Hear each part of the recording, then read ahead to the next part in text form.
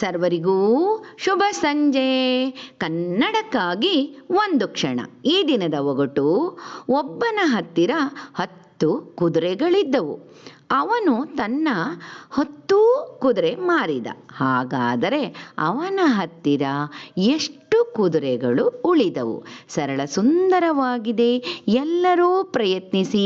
ಬೇಗ ಬೇಗ ಉತ್ತರ ನೀಡಿ. ನಿಮ್ಮ ಪ್ರಯತ್ನ ನಿರಂತರವಾಗಿರಲಿ. ನಿನ್ನೆ ನಾನೊಂದು ಒಗಟು ಕೇಳಿದ್ದೆ. ಹಿಂದಿನ ಕತ್ತೆಗೆ ಮುಂದೆರಡು ಕತ್ತೆ, ಮುಂದಿನ ಕತ್ತೆಗೆ ಹಿಂದೆರಡು ಕತ್ತೆ, ನಡುವಿನ ಕತ್ತೆಗೆ ಮುಂದೊಂದು ಹಿಂದೊಂದು ಕತ್ತೆ. ಹಾಗಾದರೆ ಒಟ್ಟು ಕತ್ತೆಗಳು ಎಷ್ಟು? ಉತ್ತರ: ಒಟ್ಟು ಕತ್ತೆಗಳು 3.